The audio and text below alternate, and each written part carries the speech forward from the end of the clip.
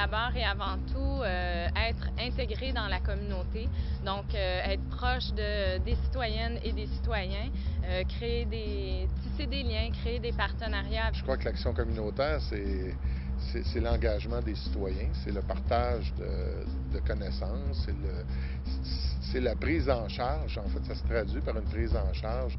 Pour moi, c'est d'être déjà en partant au service des autres. C'est un organisme qui est dédié au service des autres. Et ceux qui y travaillent ou qui s'y impliquent bénévolement ont cette même envie de changer la société, de transformer leur milieu. Ça fait référence à toute une série de pratiques qu'on a, finalement, qu'on met en branle pour s'assurer que les membres puis les gens qui composent une communauté, puis qui, dans le fond, s'organisent à travers un milieu communautaire, donc à travers certains groupes communautaires, que finalement leur volonté puis leurs préoccupations soient vraiment représentées. Pour nous autres, l'autonomie, c'est être libre. En fait, c'est le droit à l'autodétermination. Fait que ça se traduit autant quand tu es une femme féministe que quand tu es un groupe communautaire. Alors, on détermine notre mission, nos activités, nos services, nos mandats, en fait, sans pression de qui que ce soit. L'action communautaire autonome dans le monde du loisir, c'est comme le cœur même de nos actions parce que tout repose sur l'engagement des citoyens. Donc, à partir de là, chacune des organisations, que ce soit au niveau national, que ce soit au niveau régional, que ce soit au niveau local, même les clubs ou les groupes de citoyens qui se regroupent sur des thématiques. Chez nous, ça touche autant le plein air que ça touche le culturel, ça touche le scientifique. Pour les groupes écologistes du Québec, l'action communautaire autonome prend un sens qui est parfois très concret, c'est-à-dire des pratiques vraiment concrètes à l'échelle locale, les jardins collectifs par exemple, le compostage, la récupération, mais aussi tout un sens qui est beaucoup plus public, beaucoup plus communicationnel, médiatique, donc c'est de partager l'information qui est souvent cachée. Donc les groupes écologistes vont promouvoir des façons de faire qui sont différentes, des alternatives. Dans le domaine de la coopération internationale, l'action communautaire autonome, ça peut prendre toutes sortes de formes, mais habituellement, ça se fait par l'éducation à la solidarité internationale, donc pour sensibiliser la population aux grands enjeux internationaux. Puis ça peut prendre toutes sortes de facettes, de formes. Ça peut être, par exemple, en faisant des émissions de radio, des ateliers dans les écoles secondaires ou en ayant des rencontres interculturelles. L'action communautaire autonome, c'est aussi œuvrer au bénéfice des personnes gays, lesbiennes, bisexuelles, transsexuelles et transgenres. C'est-à-dire qu'aujourd'hui, bien qu'on ait certains acquis juridiques, il reste qu'on doit travailler pour l'égalité sociale, c'est-à-dire une intégration pleine et entière pour les personnes LGBT. Et ça, notre organisme, mais aussi tous ses membres, on œuvre pour justement assurer une pleine égalité sociale. L'action communautaire dans mon secteur, chez les centres de femmes, ça veut dire travailler à un projet de société qui soit juste et équitable. Travailler pas pour les femmes, travailler avec les femmes à avoir ce projet de société-là. Rien de moins que de changer le monde.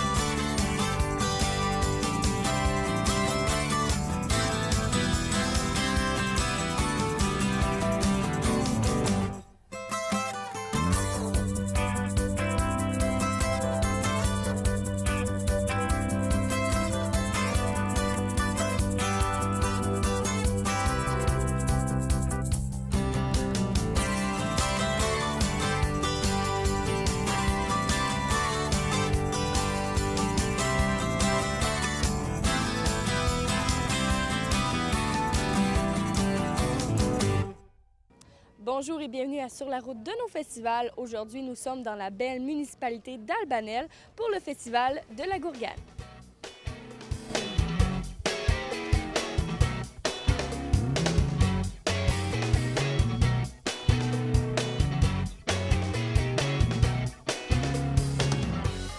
Là, j'étais pour dire.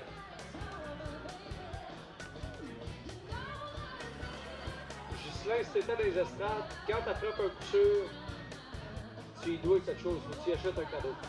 C'est ça qu'elle m'a dit tantôt, c'est vrai, c'était une très bonne idée. Oh! Isabelle, elle l'a presque frappé. Là, t'as 2 prises, mon homme. Je veux pas te mettre de pression. Toi, Dominique, tu viens-tu du site ou on est dispo de te connaître? T'enlèveras tes lunettes la prochaine fois, toi aussi. Oh, c'est une fausse balle. Ouais, elle va rester fausse. Ah, puis non, il a le droit à une. Marie-André, c'est quoi? Alors, je sais pas, moi non plus. Pour poursuivre la tradition, cette année, l'édition 2015 du Festival de la Gourgane, le site est complètement gratuit. Plusieurs structures gonflables qui sont ici offertes pour les enfants, donc très populaires. Plusieurs camps de jour qui viennent faire leur petit tour pour encourager la municipalité et ce beau festival. Pousse, puis avec ta main gauche, tu peux prendre la prise. Non, la prise qui est plus loin. Là, pousse, OK? 1, 2, 3, 4.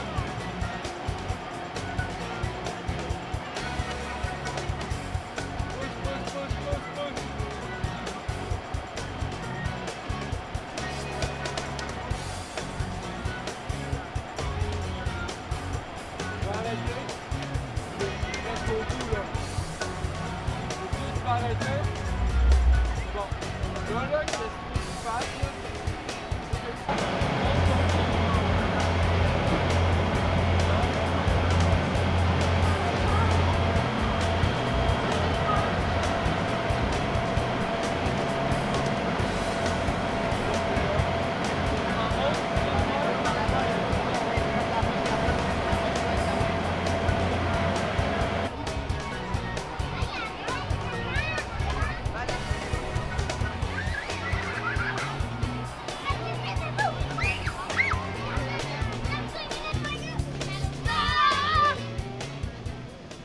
Le festival a une durée de 4 jours. Il commence le jeudi. Pour débuter le festival en beauté, on commence avec une partie de ballante des commanditaires. Donc, c'est vraiment une belle occasion pour les commanditaires de se connaître et de s'encourager.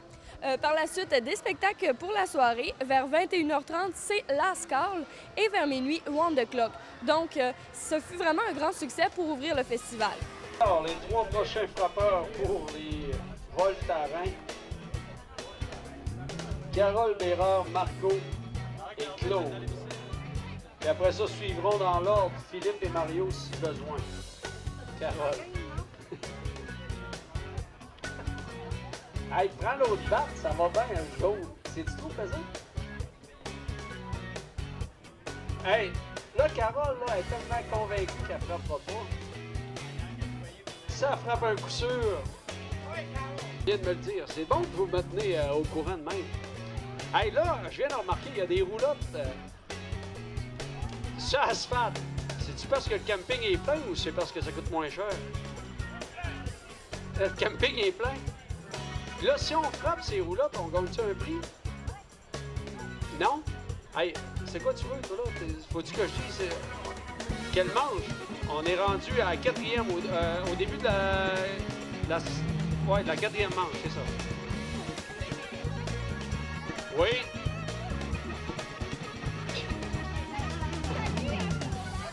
Je m'en viens, là. C'était Hélène, Jean-François, Annie, Éric, Dom, puis Marco.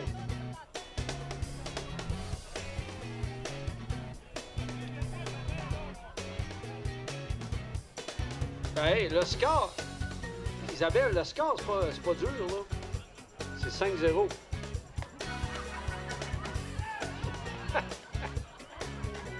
Je blague.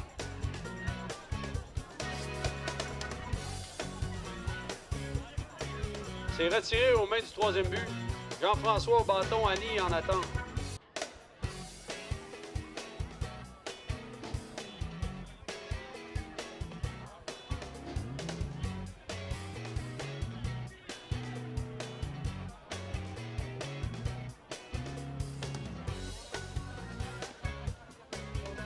3 balles. Jean-François, si tu tires ça dehors, toi, si tu vises les roulottes, c'est moi qui te paye le billet. Carole, tombé entre Marco et Carole, ils ont fait des efforts, c'est pas de leur faute, c'était bien placé. Pas bien frappé. Le vendredi, c'est la journée du couronnement. Donc, vers 7 h, c'est le déjeuner des matinaux. Pour les plus jeunes, les plus vieux, tout le monde vient déjeuner et commence à s'amuser. Vers 10 h, une course au trésor est organisée parce qu'il faut souligner qu'on est vraiment à côté du camping d'Albanel. Donc, vraiment plusieurs campeurs et enfants ils peuvent s'amuser et participer à la course au trésor. Vers 11 h 30, il y a un dîner et après-midi des aînés. Donc, je trouve qu'il est vraiment important de souligner qu'ils n'ont vraiment pas oublié l'autre partie de la population. On a les jeunes, on a les aînés et tout le monde peut participer.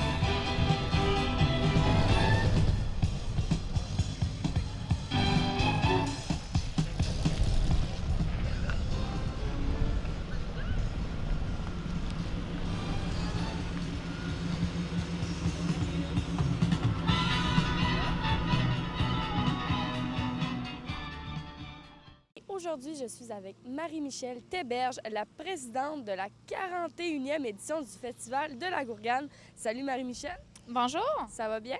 Très bien, vous? Oui, merci. Donc, j'aimerais que vous me parliez un petit peu du festival. En fait, le festival pour la 41e édition va se dérouler du 23 au 26 juillet prochain. On tient à rappeler que toutes nos festivités sont 100% gratuites. On a des spectacles, on a notre tournoi de ballande qui est 24 heures sur 24. On a des équipes de partout au Québec. Ensuite de ça, on a aussi les courses de mode drague du samedi après-midi qui débutent à 13 heures. On a le dimanche comme grosse attraction les tirs de bolides modifiés sur terre battue. Sinon, en soirée, les spectacles commencent dès le jeudi soir, le 23, à partir de 21h30. On a le groupe Lascaux, ensuite de ça, Ronde de cloche. Le vendredi, on se situe à 20h30 pour les gros spectacles. Ce sera le Tribute Master Tour qui font des hommages de Van Halen, AC/DC et Bon Jovi. Le samedi, nos têtes d'affiche sont René Wilkin à 20h30 et Stéphanie Bédard à 22h30, tout de suite après notre gros feu d'artifice. Pour quelqu'un qui veut se procurer des billets, est-ce que c'est encore possible? Oui, il va y en avoir en vente libre de nos duchesses, des membres du comité, dans certains commerces, au coût de 10 $. Puis la vente va avoir lieu jusqu'au dimanche à 20h30 pour le tirage. Donc, si vous venez au tirage, vous allez pouvoir encore vous en procurer à l'entrée. Pour les enfants, est-ce qu'il y a des activités pour les familles, vraiment? Oui. Pour les enfants, on a les jeux gonflables, on a des clowns, des ballons, des maquillages, tout ça. Puis, on a aussi une partie de ballande de la relève, le samedi à 1 h. C'est des jeunes d'Albanel qui se sont inscrits pour venir jouer, faire un petit peu comme les grands. On interrompt un petit peu le tournoi de ballande pour leur laisser une petite place. Merci beaucoup, Marie-Michel. Ça fait plaisir. Bonne fin de journée. Merci.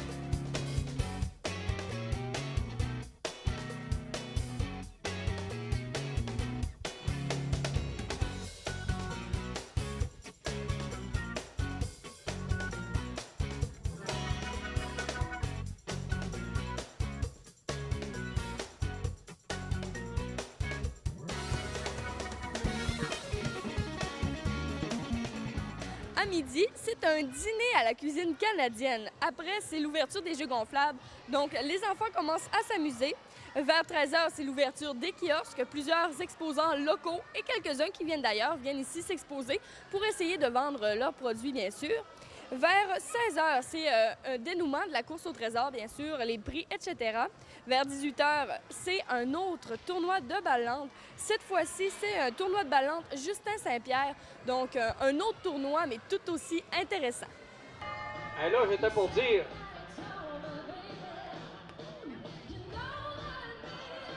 Ghislain, si t'étais dans les estrades, quand tu frappes un coup sûr, tu y dois quelque chose, ou tu y achètes un cadeau.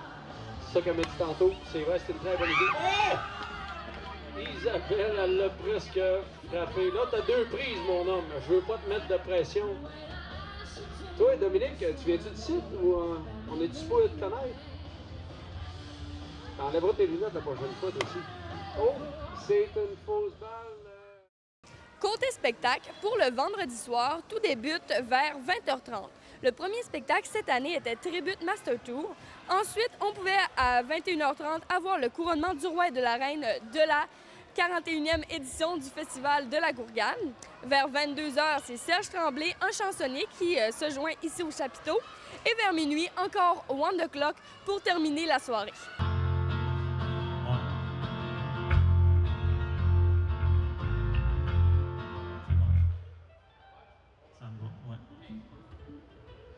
Par rapport au gain, c'est-tu pas pire comme l'autre?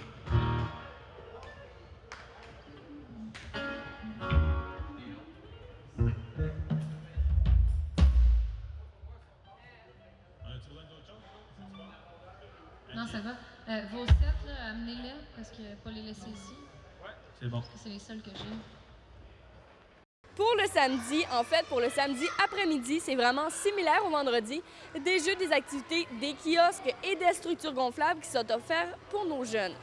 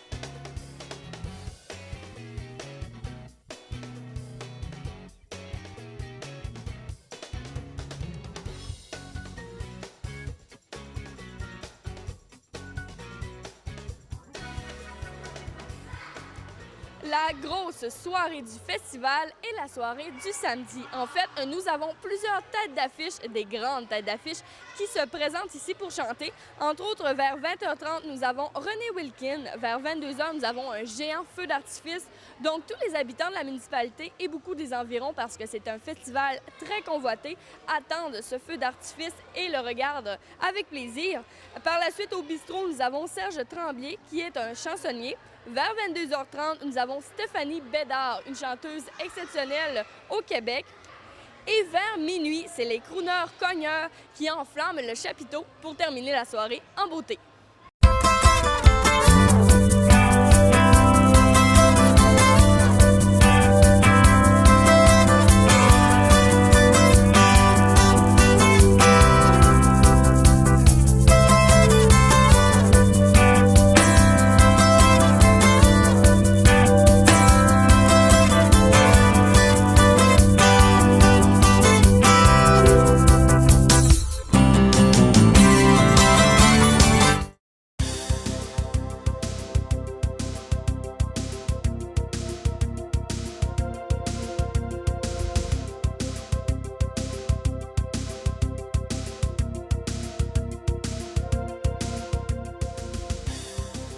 À chaque jour, vous déposez dans votre bac bleu des matières destinées à la récupération. Qu'arrive-t-il à ces matières? Où vont-elles? Saviez-vous que toutes les matières recueillies dans votre bac de récupération vont au centre de tri de la Régie des matières résiduelles du Lac-Saint-Jean? Collectées au porte-à-porte ou déposées dans des conteneurs, le verre, le plastique, le métal, le papier et le carton en provenance de partout au Lac-Saint-Jean se retrouvent ici, dans 16 installations situées à Roberval. C'est la Régie des matières résiduelles qui opère, par l'entremise du groupe Coder, le centre de tri de Roberval depuis 2008. En 2010, les installations ont été agrandies et modernisées afin d'accueillir davantage de matières. Chaque jour, plusieurs milliers de tonnes y sont traitées et triées. Maintenant, regardons de plus près la mécanique du triage. Près d'une vingtaine de trieurs affairés démêlent les matières et s'assurent de la qualité de ce que vous récupérez. La première étape du tri consiste à enlever les matières indésirables.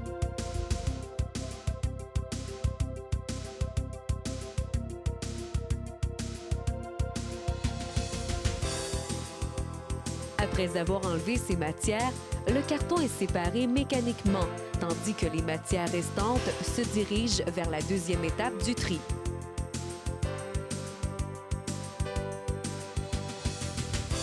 À cette étape, chaque matière est regroupée par type. Le plastique est trié manuellement par catégorie. Les boîtes de conserve sont attirées par une courroie magnétique.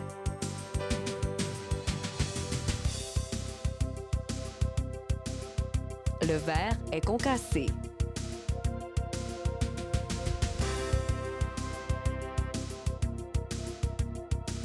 Tout ce qui sort de la chaîne de tri tombe à l'intérieur d'une case.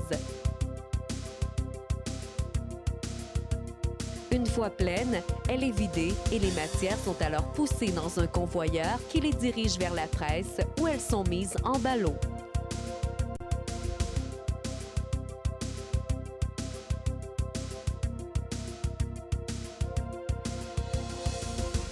Les ballots sont par la suite entreposés et sont ainsi prêts pour l'expédition.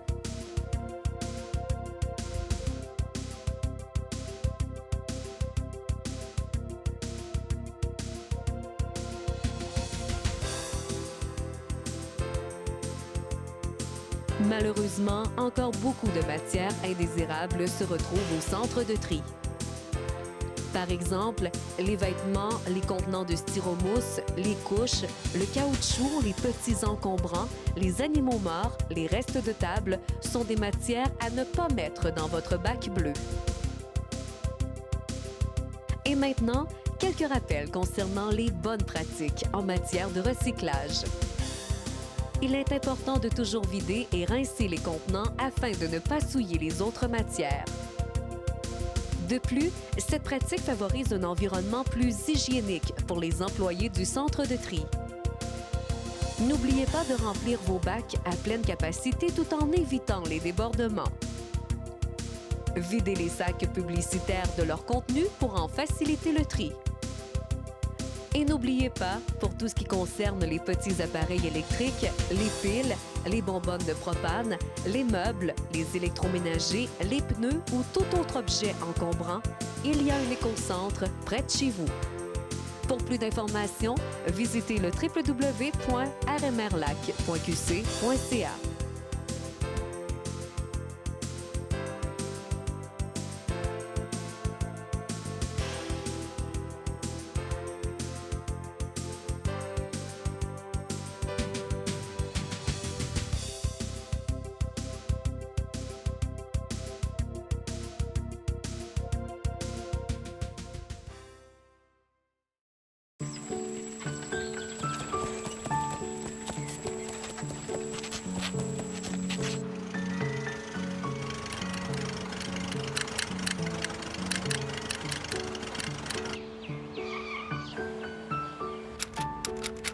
Avant, on n'écrivait pas de messages en conduisant. Il y avait sûrement de bonnes raisons.